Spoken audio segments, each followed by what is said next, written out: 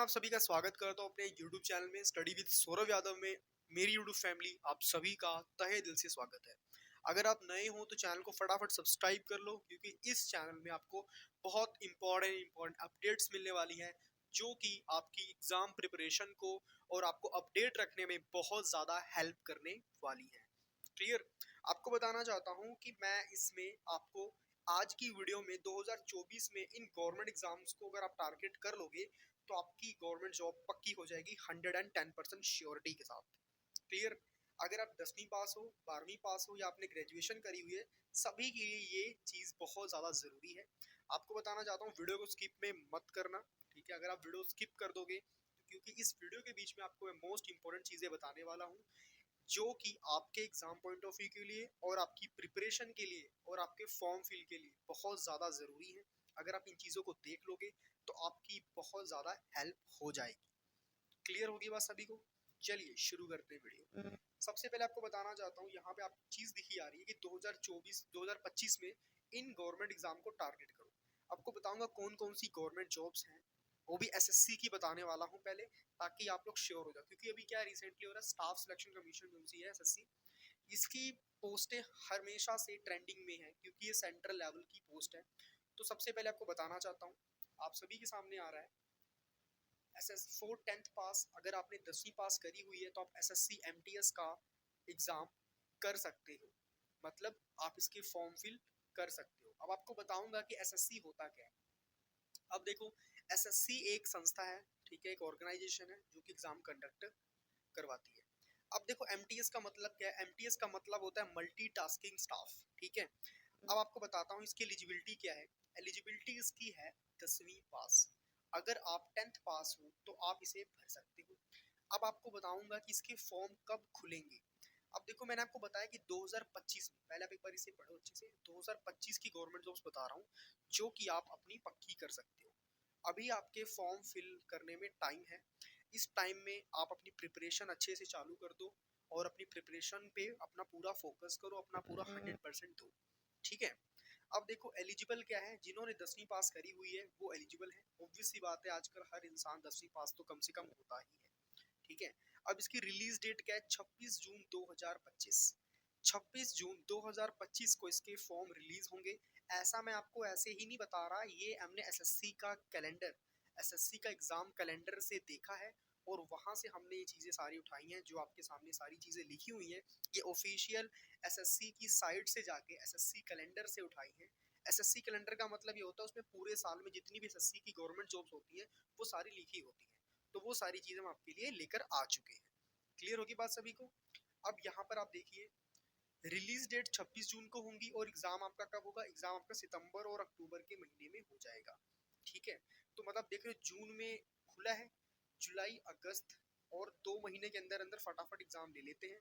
और सबसे अच्छी चीज क्या है इस एग्जाम में, एसएससी एमटीएस में, कि ये एग्जाम सिंगल डे एग्जाम होता है। बस आपको एक एग्जाम देना है और आपकी नौकरी पक्की होगी। समझ रहे हो मेरी बात? तो सिंगल डे एग्जाम है, इससे बेहतर चीज क्या ही हो सकती है आप लोगों के लिए। क्लियर।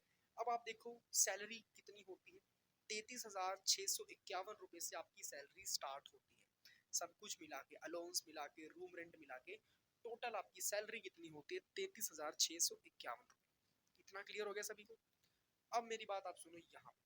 अब यहाँ पे हमने क्या फोकस करना है, पोस्ट पे। तो पोस्ट आपकी कौन सी होगी, मल्टीटास्किंग स्टाफ की पोस्ट होगी या तो आपकी हवलदार की पोस्ट होगी। अब कईयों के ना दिमाग में कंफ्यूजन आ रहा है कि सर मल्टीटास्किंग स्टाफ होता क्या है। आपको बताना चाहता हूँ, जो मल्टीटास्किंग स्टाफ है उसका मेन काम होता है कि अगर फॉर एग्जांपल आपके बड़े, आपके सीनियर ने बोला आपके लिए पानी लाने के लिए, तो आप उनको पानी ला के दे रहे हो, ठीक है। उन्होंने बोला मेरे को फाइल चाहिए, आपको फाइल उठा के दे रहे हो। खैर मैं आपको बताना चाहता हूँ, पहले ऐसा होता था, वैसे जॉब इसीलिए बनी हुई है, मगर अभी क्या हो रहा है, अभी जो गवर्नमेंट में जो एमटीएस बने हैं उनका ये काम नहीं है, बिल्कुल भी नहीं है, ठीक है। अब वो चाय पानी नहीं पिलाते हैं, ना वो फाइल देते हैं। उनका काम होता है कंप्यूटर में बैठ जाना, ठीक है, पीसी में बैठना है और जो भी डाटा आएगा उसको चढ़ाना है, ठीक है, पीसी में चढ़ाना है। और चाय पानी के लिए ना वो प्राइवेट थर्ड पार्टी बंदे रख लेते हैं, उन्हीं से वो चीज़ें करवाते हैं, उनको दे देते हैं 7-8 हज़ार 10-12 हज़ार रुपये, उन्हीं से वो काम करवाते हैं। बाकी एमटीएस का ये काम नहीं होता है। हाँ, कई बार ऐसा होता है कि लाइक वो बंदे नहीं आए तो आपको एक आधा दिन चाय वाय बना के पिलाना पड़ सकता है, और कुछ नहीं होता है। क्लियर? देखो सीधी सी बात, अगर आप एक एवरेज स्टूडेंट हो, 10वीं पास है, और आप एमटीएस की तैयारी इजीली कर लोगे और आपका पेपर इजीली क्रैक हो जाएगा, कुछ भी इतना टफ पेपर नहीं आता है। इतनी बात क्लियर होगी आप सभी को? बिल्कुल इजी हो जाएगा अगर आप कंसिस्टेंट तरीके से तैयारी करोगे, अच्छे से पढ़ाई करोगे, अपना टाइम बर्बाद नहीं करोगे और अपने टाइम की कीमत को समझोगे। क्लियर? आपको पता लग गया एसएससी एमटीएस के बारे में। एक बात और बता देता हूँ एसएससी एमटीएस के बारे में, इसमें नेगेटिव मार्किंग होती है, ठीक है? अब देखो मैंने पूरी डिटेल आपको बता दी, मैंने लिख के तो नहीं बताया यहाँ पे, क्योंकि और भी चीजें हमें डिस्कस करनी है, इसलिए आपको बता रहा हूँ। हर एक चीज आपको अच्छे से बता दूंगा, ठीक है? इसमें 1/3 नेगेटिव मार्किंग होती है।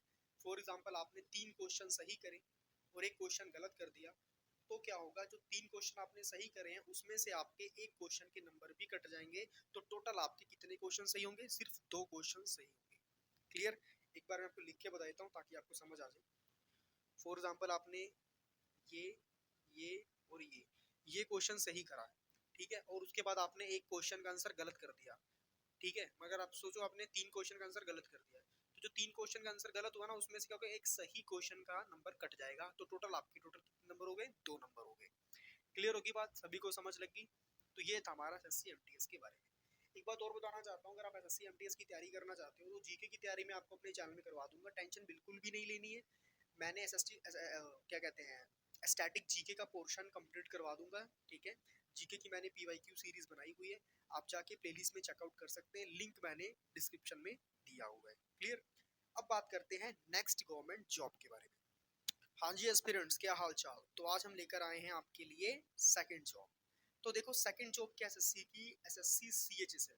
सीएचएसएल का मतलब होता है combined higher secondary level examination, ठीक है? सीएचएसएल का मतलब क्या होता है? Combined higher secondary level examination.